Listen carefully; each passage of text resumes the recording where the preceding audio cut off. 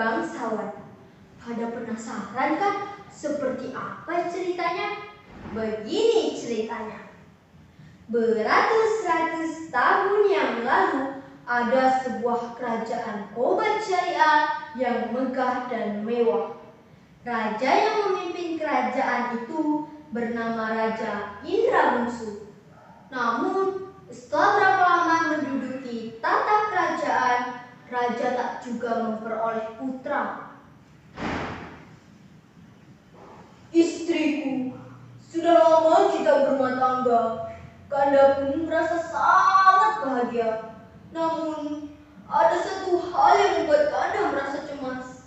Kanda sangat ingin memiliki putra sebagai ahli waris kerajaan ini. Begitupun dengan Adinda. Kanda, sebenarnya Adinda juga sangat ingin memiliki anak. Adinda juga telah meminta tolong pada tabib, tapi Adinda tak kunjung mengandung. Setelah berpikir cukup lama, sang raja pun memutuskan untuk bertanya kepada seorang penasihat kerajaan yang terkenal pandai dalam ilmu agama. Penasihat kerajaan itu meminta raja dan permaisuri untuk memperbanyak doa dan sedekah kepada fakir miskin.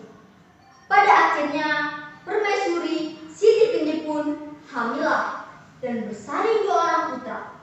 Adapun yang tua keluarnya dengan panah dan yang muda dengan pedang. Maka baginda pun terlalu amat sang sukacita dan menamai anaknya yang tua Syahpri, yang muda Indra Bangsawan. Setelah berapa lama mereka belajar pula ilmu senjata, ilmu hikmah, dan isyarat ilmu peperangan. Maka baginda pun bimbanglah, tidak tahu siapa yang patut dirayakan dalam negeri karena kedua orang anaknya sama-sama hebat. Ia berkata kepada kedua orang anaknya, Anakku, semalam ayahanda bermimpi. Dalam mimpi itu, ayah bertemu dengan seorang pemuda yang mengatakan kepada ayah bahwa barang siapa yang mendapatkan bulu perindu yang dipegangnya, maka ialah yang akan menjadi seorang raja. Oleh sebab itu, bisakah kalian mencarikan bulu perindu itu untuk ayah? Yang berhasil mendapatkannya, maka akan ayah pilih sebagai pengganti ayah. Mendengar hal itu, Syahpri dan Indra Bangsawan saling berpandangan. Maka Indra Bangsawan pun berkata, Baiklah ayah, kami berdua akan mencoba mencari bulu perindu itu. Mereka pun pergi. Mereka masuk hutan, keluar hutan, naik gunung, turun gunung, menuju arah matahari. Maka datang pada suatu hari, hujan pun turunlah dengan angin ribut, taufan, gelap kabut dan gelap gulita. Tiada barang satu pun yang kelihatan. Malahnya hal ini membuat Pangeran Syahpri dan Indra Bangsawan terpisah. Pangeran Syahpri terhampas di sebuah kamar dan tak sadarkan diri. Sedangkan Pangeran Indra Bangsawan terdampar di sebuah goa. Setelah sadar, Pangeran Syahpri segera mencari adiknya, yaitu Pangeran Indra Bangsawan. Tak berapa lama di jalan, Pangeran Syahpri bertemu dengan sebuah gendang. Didekati dan dimainkan pula gendang itu. Wah, gendang yang bagus. Aku akan memainkan gendang ini.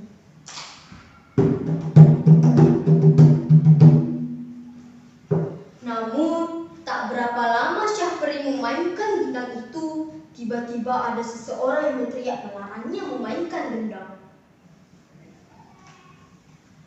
Hei, hentikan! Apa yang kau lakukan? Jangan mainkan gendang itu! Tolonglah! Hah? Suara dari manakah itu? Sepertinya dari dalam gendang. Maka Syahperi pun mengambil pisau dan ditoreknya benda itu. Keluarlah Putri Ratnasari dari gendang. Putri Ratnasari menyerangkan bahwa negerinya baru saja dikalahkan oleh Garuda. Oleh sebab itu, ia ditaruh kedua orang tuanya di dalam gendang. Pangeran Syahperi mengatakan kepada Putri Ratnasari bahwa apabila Garuda itu kembali, maka akan dibunuhnya menggunakan panah miliknya. Benar saja, ketika Garuda itu kembali, Pangeran Syahperi langsung mengambil panah dan dibunuhnya Garuda itu. Tuan, lihatlah, Garuda itu kembali.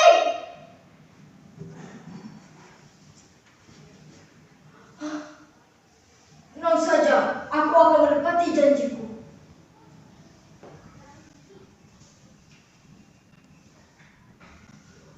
Ya. Maka Garuda itu pun mati. Melihat hal ini, Putri Ratnasari berterima kasih kepada Pangeran Syahperi. Mereka pun saling suka dan memutuskan untuk menikah. Di sisi lain, Pangeran Indra Bangsawan pergi mencari kakaknya. Ia bertemu dengan seorang nenek-nenek. Apa yang kau lakukan di sini, anak muda? Siapa namamu? Namaku Indra Bangsawan, Nek. Aku bisa sampai di sini karena tersesat saat mencari bulu perindu dan kakakku.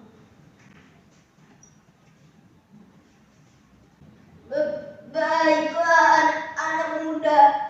Sebenarnya kamu telah berada di negeri Anta. Lalu, kenapa kamu mencari bulu perindu?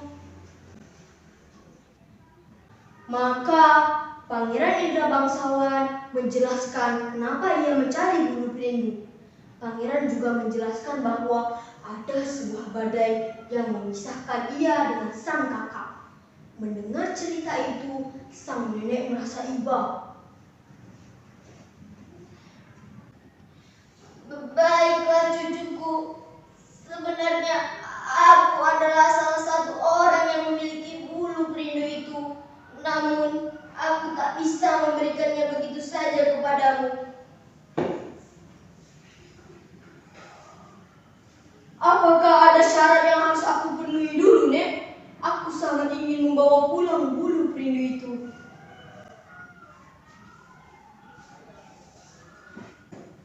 Apabila kau mampu mengalahkan raksasa yang ada di negeri Anta Beranta, maka bulu perindu ini akan menjadi milikmu.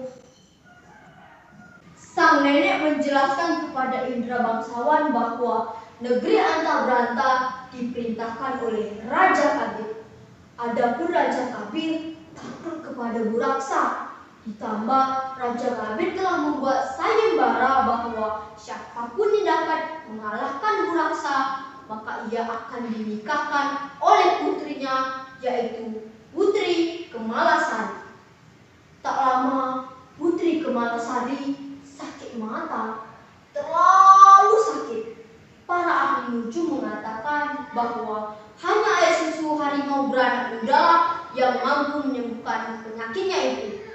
Mendengar hal itu, 9 orang anak raja pergi meminta susu yang dibawa Indra Bangsawan. Yang disangkanya itu adalah susu harimau. Dengan hati yang gembira, mereka mempersembahkannya kepada Raja Kabir. Tapi Kabir berkata bahwa itu bukanlah susu harimau, melainkan susu kambing. Sementara itu, Pangeran Indra Bangsawan sudah mendapatkan susu harimau beranak muda. Lalu diperaskan susu itu ke mata Putri Kemalasari. Maka Putri Kemalasari pun sembuh. Tetapi setelah Tuan Putri sembuh, Raja Kabir tetap bersedih karena ia harus menyerahkan putrinya kepada Buraksa apabila ingin seluruh rakyatnya selamat dari amarahnya. Sampai pada saat menyerahkan Tuan Putri, Raja Kabir pun berkata, "Wahai kesembilan orang anak raja, barang siapa yang dapat mengambil jubah Buraksa, maka ia akan menikahkan dengan putriku." Oleh karena itu, Pangeran Indra Bangsawan telah diajarkan oleh nenek-nenek. Ia diberi kuda hijau dan diajari cara mengambil jubah Buraksa dengan memasukkan ramuan daun-daunan ke dalam gentongan minuman Buraksa. Sampai pada saat menyerahkan tuan putri, putri pun menyuguhkan makanan, buah-buahan, dan minuman kepada Buraksa. Tanpa pikir panjang, Buraksa langsung menghabiskan semuanya dan meneguk habis minuman yang ada di dalam gentong. Buraksa pun pingsan.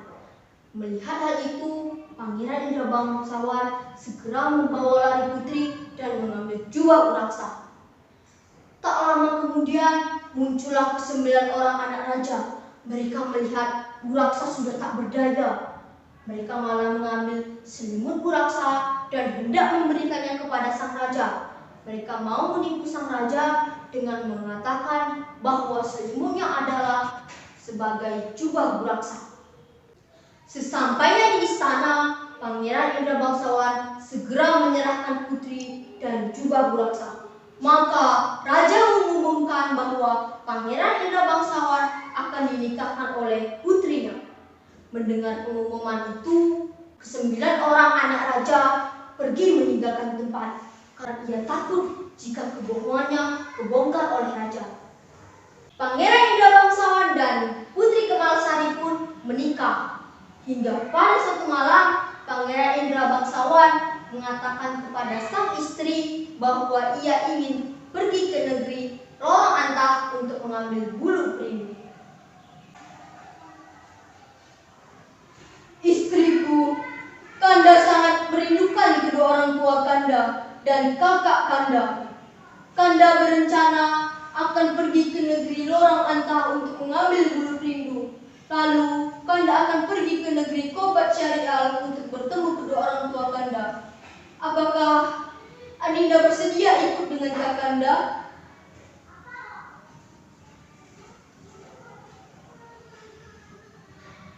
Baiklah Kakanda, Adinda siap mengabdi kepada Kakanda. Mereka pun meminta izin kepada Raja Kabir. Raja Kabir pun mengizinkannya. Lalu Pangeran Indra Bangsawan pun pergi ke negeri Lorong Antah untuk mengambil bulu perindu. Nenek yang mempunyai bulu perindu itu dengan sukarela memberikannya kepada Indra Bangsawan.